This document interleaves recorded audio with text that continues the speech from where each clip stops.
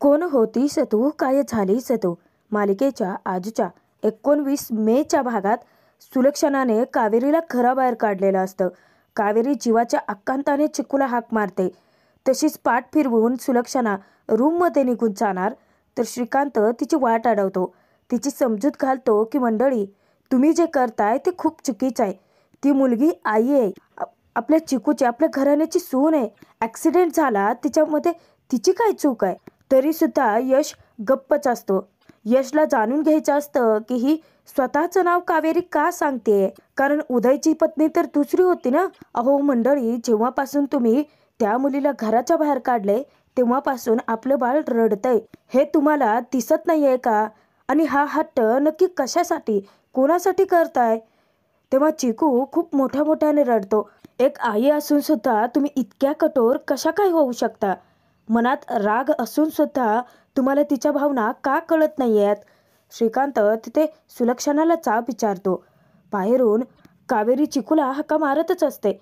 धर्माधिकारी कुटुंबावरती खूप मोठा दुःखाचा डोंगर कोसळलेला असतो. सुलक्षणा श्रीकांतच्या प्रश्नाचं उत्तर देते की या मुलीमुळेच उदय माझ्यापासून लांब गेला.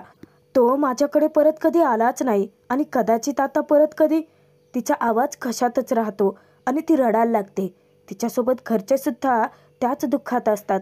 सुलक्षणा आपला निर्णय तिथे जाहीर करते की मी या मुलीला कधी माफ नाही करणार. उदयसाठी नाही, या बाळासाठी नाही, कोणासाठीच नाही. तेव्हा सर्वांनाच मोठा धक्का बसतो. एवढं समजावून सुद्धा सुलक्षणाच्या काळजाला पाजर कसा फुटत नाही. निशा सुलक्षणाकडे चिकूला घेऊन येते. सुलक्षणा चिकूला आपल्या जवळ घेते तरी सुद्धा चिकू रडायचा काही थांबतच नाही. चिकूचा रडण्याचा वाढता आवाज ऐकताच कावेरीच्या काळजाचा ठोका चुकतो. ती पुन्हा मोठ्याने चिकूला हाका मारते. घरातले सगळेच जण चिकूला शांत करण्याचा प्रयत्न करतात. सुलक्षणाकडून विद्या घेते. विद्याला सुद्धा चिकू शांत होत नाही.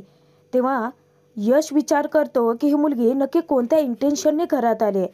ती उदयदादा, कावेरी वहिनी चिकूला ओळखते म्हणजे नक्कीच त्यांच्या जवळची असणार आहे. परंतु हिचा हेतू काय आहे? हिचा हेतू जोपर्यंत कळत नाही तोपर्यंत मला गप्प बसावं लागेल. सगळी माहिती हिच्याकडून काढावी लागेल. बाहेर विजांचा कडकडाट चालूच असतो. पाऊस चालू असतो आणि त्यातून सुलक्षणाने कावेरीला बाहेर काढलेलं असतं. एवढी खचून जाऊन सुद्धा, एवढं एका पाठोपाठ एक आघात होऊन सुद्धा कावेरी फक्त चिकूसाठी उभी असते. ती मनोमन विचार करते की काऊ, फक्त तू दिलेल्या वचनामुळे मी गप्प आहे. नाहीतर आत्ताच्या आत्ता यांना सगळ्यांना मी विचारला असता की उदय भाऊजींना घरापासून दूर ठेवणारी काऊ होती की तुमची मा? घराचे दरवाजे त्यांच्यासाठी यांनी बंद केले आणि आता दोष मात्र तुला देत आहेत. कावेरी खूप चिडते, परंतु काऊला दिलेल्या वचनात अडकल्याने ती स्वतःला शांत ठेवते. मला माफ कर काऊ, मला आता गप्प बसावं लागते माझ्या चिकूसाठी, तुला दिलेल्या वचनासाठी. कावेरीला तो शेवटचा क्षण आठवतो की ज्यावेळी काऊने झाडाला लटकत असताना तिच्याकडून वचन घेतलं होतं की काहीही झालं तरी सुद्धा कावेरी चिकूची साथ कधीच नाही सोडणार. ती त्याची मा बनून राहणार. आता काहीही झालं तरी मी चिकूसाठी गप्प राहणार असं ठरवत असतानाच परत एकदा चिकूचा जोरजोराचा रडण्याचा आवाज ऐकू येतो आणि इकडे कावेरीच्या काळजावरती घाव बसतात. कावेरी खूप जीवाच्या आकांताने पुन्हा एकदा ओरडायला लागते की दरवाजा उघडा. घरातले सगळेच जण एक एक करत चिकूला घेतात, त्याला शांत करण्याचा प्रयत्न करतात, परंतु चिकू काही केल्या गप्प बसायलाच तयार नसतो. चिकू इतका रडत असतो की कोणाला त्याला शांत करता येतच नसतं. तेव्हा कावेरीला शक्कल सुचते. कावेरी काऊला पाहत होती की ती एक अंगाई गायची, जी अंगाई ऐकून ऐकून कावेरीला पाठ झाली आहे. आणि कावेरी जेव्हा मोठ्याने बाहेरून ती अंगाई गायला सुरुवात करते तेव्हा इथे मोठा चमत्कारच घडतो. तिचा आवाज ऐकता क्षणी एवढं हमसून रडणारा चिकू अचानक गप्प होतो आणि अख्खं धर्माधिकारी कुटुंब हवालदिल होतं. सुलक्षणा सुद्धा. यशला तर विश्वासच बसत नाही. बाहेरून कावेरी अंगाई गात असते आणि इकडे आत्तापर्यंत रडत असणारा चिकू अचानक हसायला लागतो. सगळेच जण धक्क्याने दरवाजाकडे पाहत असतात. यश जो दूर थांबलेला असतो तो चिकूकडे येतो आणि त्याला पाहतो तर चिकू मस्त हसत असतो. आत्ता कुठे सगळ्यांना कावेरीवरती विश्वास बसायला लागतो. श्रीकांत परत एकदा सुलक्षणाची कान उघडणी करतो की बघताय ना मंडळी, अहो तुम्ही हट्टाने एका बाळाला त्याच्या आईपासून दूर करण्याचा प्रयत्न करताय. शेवटी त्या आईचा आवाज ऐकूनच हे बाळ शांत झाले. कठोर निर्दयी झालेल्या सुलक्षणाला श्रीकांत समजावतो की मंडळी, अहो हा हट्ट सोडून द्या. या बाळाला त्याच्या आईची सवय झाली आहे. तिथे विद्यासुद्धा मध्यस्थी करते. विद्या सुरुवातीला सुलक्षणाची माफी मागते की मला माफ करा, लहान तोंडी मी मोठा घास घेते. परंतु चिकू जर असाच रडत राहिला ना तर त्याची तब्येत बिघडेल. आपण चिकूचा विचार करायला हवाय. तेव्हा काकू तिच्यावरतीच खेक असते की एक गप ग, काही काय बोलतेस तू, काय आईवडिलांशिवाय मुलं वाढत नाहीत का? तेव्हा यमुनासुद्धा काकूंचेच बोलते. ती सुद्धा म्हणते की मला काकूचं म्हणणं पटतंय. आपण चिकूची खूप काळजी घेऊ, त्याचा चांगला सांभाळ करू. त्याला सुद्धा आपला लळा लागेल आणि त्या मुलीचं काय, विसरून जाईल तो त्या मुलीला. असं म्हणता क्षणी श्रीकांत मोठ्याने तिच्यावरती ओरडतो की तुम्हाला कळतंय का, तुम्ही काय बडबडताय ते. आणि अचानकच श्रीकांतची तब्येत बिघडते, त्याला धाप लागते. तो पडत असताना संदीप, यश पटकन धावत येऊन त्याला सावरतात. सगळेच जण त्याला एका बाजूला बसवतात. विद्या पटकन त्यांना पाणी नेऊन देते आणि इथे सगळेच जण स्वतःचीच मनमर्जी चालवतात. यमुना तर तिच्या बाबांनाच ओरडते की कशाला उगाच त्या मुलीसाठी स्वतःला त्रास करून घेताय. सुलक्षणाच्या काळजाचा ठोकाच चुकतो. यशला ती पटकन डॉक्टरांना बोलवायला सांगते आणि यश तिथे आधी त्याच्या बाबांना रूममध्ये सोडायचं ठरवतो. चिकू पुन्हा एकदा रडायला लागतो. आता सुलक्षणाला तर कळतच नाही की लक्ष नेमकं कोणाकडे द्यावं. इकडे चिकूची एक अवस्था आणि तिकडे श्रीकांतची दुसरीच अवस्था. अचानकच सुलक्षणाचा आवाज येतो. तेव्हा सगळेच जण मागे वळून पाहतात तर सुलक्षणा एखादं लहान मूल बनून चिकूशी बोलत असते. आजपर्यंत सुलक्षणाचं हे रूप कधी कोणी पाहिलंच नव्हतं.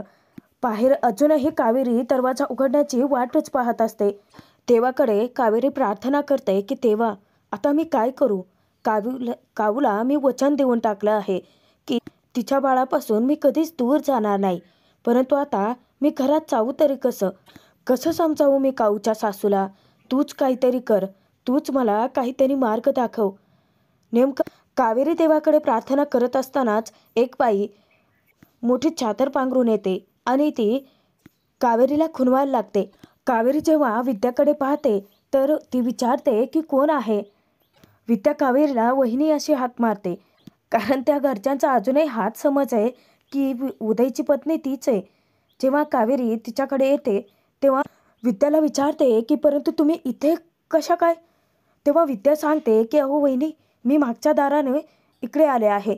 खरं तर विद्याला कावेरीची खूप काळजी वाटते आणि त्यासाठी ती तिच्यासाठी पाणी जेवण घेऊन आलेली असते. विद्या कावेरीला तिथे बाकावरती बसायला सांगते आणि तिला प्यायला पाणी देते. कावेरीला खरंच पाण्याची खूप गरज होती. खूप वेळ झालं ती बाहेरून चिकूला जीवाच्या आकांताने हाका मारत होती. त्यातून ती इतकी गंभीर जखमी असते. त्या परिस्थितीत सुद्धा तिला फक्त चिकूची काळजी वाटते. विद्या तिला पाणी प्यायला देताच कावेरी पाणी पिते. त्यानंतर विद्या तिला सांगते की हे तुमच्यासाठी मी जेवण घेऊन आले आहे. तेव्हा कावेरी ते जेवण घ्यायला नकार देते, कारण कावेरीला भीती वाटते की विद्याला असं कावेरीची मदत करताना कोणी पाहिलं तर बिचारी ती अडकायची. कावेरी सांगते की हे नकोय मला, माझ्यापाशी तुम्हाला कोणी पाहिलं तर. तेव्हा विद्या तिची समजूत घालते की वहिनी, मला कोणी नाही बघणार, प्लीज तुम्ही जेवून घ्या. कावेरी आश्चर्यचकित होते, कारण विद्या घरच्यांची नजर चुकवून तिच्या मदतीला धावून आलेली असते. विद्या तिला आता ते खाऊन घ्यायला सांगते. जाणार तर त्यानंतर ती स्वतःला थांबवते.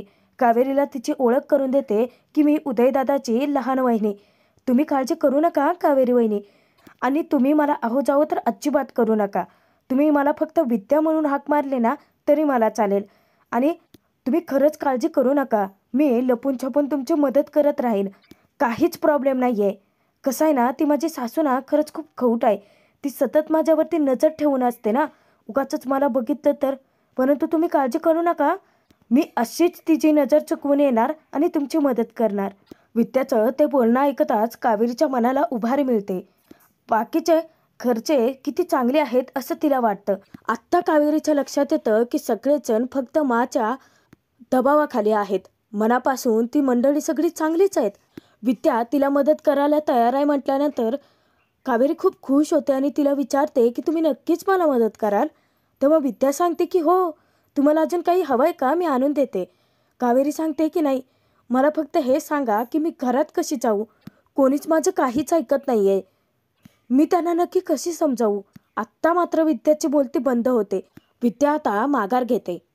ती कावेरीला सांगते की नाही हा वहिनी, घरातल्या मोठ्या माणसांसमोर मी कशी बोलणार, तेही तुमच्या बाजूने, मला खरंच नाही जमणार. इतक्यात काकू चोराच्या हाका मारतात तेव्हा विद्या जास्तच घाबरते. कावेरीला ती सांगते की माझ्या सासूबाईंचा आवाज, आणि ती पटकेने धावत जाते. कावेरीला खूप मोठा प्रश्न सतावतो की आता या घरात जाण्यासाठी तिला मदत करेल तरी कोण. इकडे यमुना खूप रडत असते. तीही किचनमध्ये जाऊन लपून. इतक्यात काकू येते आणि काकूला आश्चर्यच वाटतं. यमुनाला ती विचारते की यामी, तू रडतेस? नाही म्हणजे उदय गेल्याचं दुःख सगळ्यांनाच आहे, परंतु त्यासाठी आसवं घालणाऱ्यातली तू नाही आहे. तुझं दुःख काहीतरी वेगळंच आहे. यमुनाला किती वाईट वाटते. तिच्या भावासाठी तिचाही जीव तुटतोय आणि इथे काकूला वाटतं की ती नाटकं करते, परंतु यमुना तिची चांगलीच खरडपट्टी काढते. कसं आहे ना काकू, कावीळ झालेल्या माणसाला अख्खं जगच पिवळं दिसतं. नाही म्हणजे बाहेर उदयदादाची गेल्याची बातमी कळता क्षणी तू रडत काय होतीस, आसवं काय काढत होतीस, त्या मुलीला ओरडत काय होतीस. मला कळत होतं की तू नाटक करतेस. तुझ्या केलेल्या नाटकाला अवॉर्ड द्यायलाच पाहिजे. कसं आहे ना काकू, तू नाटक करते याचा अर्थ असा होत नाही की घरातले सगळेजण नाटक करतील. उदयदादा माझा सख्खा मोठा भाऊ होता. यमुना रागात तेथून निघून जाणार तर काकू तिची वाट अडवते आणि उलट तिला टोमणे मारायला लागते की काय म्हणालीस तू, उदय तुझा सख्खा मोठा भाऊ होता, आली मोठी सख्ख्या मोठ्या भावाचा पुळका असणारी बहीण. काकू आता पालटते आणि उलट यमुनालाच धमकवायला लागते. तिला वेठीस धरते की उगाचच सालसूतपणाचा आणू नकोसा. हाच सख्खा मोठा भाऊ घरी परत येऊ नये यासाठी त्याला धमकीचं पत्र कोणी पाठवलं सांगू का घरच्यांना. आत्ता मात्र यमुना प्रचंड घाबरते. यमुना काकूला स्पष्ट उत्तर देते की मीच पाठवलं होतं ते पत्र, परंतु ते पत्र उदयदादा घाबरून घरी परत येऊ नये यासाठी पाठवलं होतं. त्याच्या मागे माझा हेतू हा नव्हता की त्याचा जीव जावा. यमुना तेथून चिडून निघून जाते आणि काकू तिथे आता यमुनाला मागे टोचून बोलते की आली मोठी मला नाटकी मारणारी. यशने बाबाला रूममध्ये आणलेलं असतं तेव्हा बाबा यशला रिक्वेस्ट करतात की आता तूच समजाव तुझ्या माला, मला तर काही कळेनासं झालंय. तेव्हा यश त्यांना समजावतो की बाबा तुम्ही प्लीज काळजी करू नका आणि स्ट्रेस तर अजिबात घेऊ नका. बाबा सांगतात की अगदी माझा जीव कुदमरल्यासारखा होतोय. बाबांना अश्रू अनावर होतात. ते एखाद्या लहान मुलांसारखं खळाखळा रडत असताना यश त्यांना आपल्या उराशी कवटाळतो. यश त्यांना सांगतो की काळजी करू नका बाबा, पोलीस इन्व्हेस्टिगेटिंग करतायत ना. तेव्हा बाबा त्याला दूर ढकलतात आणि त्याला सांगतात की उगाचच माझं खोटं सांत्वन करू नकोस. मी माझ्या मुलाला कायमचं गमावून बसतोय हे आलंय माझ्या लक्षात. मीच होतो की मीच त्याचा अपमान केला. फक्त त्याचाच नाही तर त्याच्या बायकोचा अपमान करून तिलासुद्धा घराबाहेर काढलं. एका छोट्याशा मुलाला त्याच्या आईपासून दूर केलं. परमेश्वरा, मी उद्या केल्यानंतर काय तोंड दाखवणार आहे माझ्या मुलाला, असं म्हणत ते रडत असताना अचानक त्यांना ठसका लागतो. यश त्यांना पटकीने पाणी प्यायला देतो. आत्ता बाबांना खूपच अपराधी वाटतं. आधीच माझ्या मनात गिल्ट होतं. हा तमाशा आता मला सहन होत नाही आहे. मला आत्ता असं वाटतंय की आधीच मी उदयला का घराबाहेर जाऊ दिलं, त्याला थांबवण्यासाठी, त्याला परत बोलवण्यासाठी आधी मी प्रयत्न का नाही केले, असं म्हणून बाबा स्वतःच कोसायला लागतात स्वतःला. यशला ते म्हणतात की आता आपल्याला कावेरीला घरात घ्यायलाच हवं. आत्ता जर ती या घरापासून दूर केली ना तर या अपराधी भावनेनेच मी मरून जाईन. आणि त्यांना धाप लागते. यश बाबांची समजूत घालत असतानाच बाबा त्याच्याकडे खूप मोठं वचन मागतात. ते म्हणजे कावेरीला तोच घरात परत घेऊन येईल. बाबा म्हणतात की मला आता माझ्या सुनेला, माझ्या नातवाला परत कमवायचं नाही आहे. यश मात्र मोठ्या धर्मसंकटात अडकतो. त्याच्या माची समजूत घालावी तरी कशी. बाबा जबरदस्ती यशचा हात आपल्या हातात घेतात आणि त्याच्याकडे रडत एक वचन मागतात की तू कावेरीला घरात परत घेऊन येशील. यश अजूनही त्याच धक्क्यात असतो. एकतर यशला माहीत नाही आहे की ही स्वतःचं नाव कावेरी का सांगते आहे, ही कोण आहे, हिचा संबंध काय आहे उदय कावेरीशी. उदय काऊचा ॲक्सिडेंट झाला तरीसुद्धा ही कावेरी चिकूला घेऊन घरी कशी काय परतली? यश खूप सारी हिंमत गोळा करतो आणि त्याच्या माची समजूत घालायचं ठरवतो. बाबांना वचन देऊन टाकतो की तुम्ही म्हणाल अगदी तसंच होईल. बाबा त्याच्या हातावरती डोकं टेकवतात आणि खूप रडायला लागतात. परंतु यशसाठी हे मात्र खूप मोठं आव्हान असतं, ते म्हणजे त्याच्या माची समजूत घालणं. तर आजचा भाग इथेच संपतोय. पुढील भागात बघूयात. यश माकडे जाऊन विनंती करतो की तिला आपल्याला आत्ता घरात घ्यावंच लागेल. तेव्हा मा कावेरीच्या मातृत्वाची परीक्षा घ्यायचं ठरवते. यशला ती सांगते की तिला एक परीक्षा द्यावी लागेल. गणपतीच्या देवळामागे खूप मोठा तलाव आहे, त्यात जाऊन तिला एक कमळाचं फूल घेऊन यावं लागेल, तेही अनवाणी. आणि कावेरी ते वचन ती परीक्षा पूर्ण करण्यासाठी स्वतःचा जीव धोक्यात घालते. कमळाचं फूल घेऊन येत असताना अचानक तिला चक्कर येते आणि यश जातो तिथे. यश कावेरीला वाचवतो. यश विचार करतो की कोण आहे ही, चिकूसाठी स्वतःचा जीव द्यायला सुद्धा तयार झाली. यश तिला उचलून तलावाच्या बाहेर घेऊन येत तिला विचारतो की कोण आहे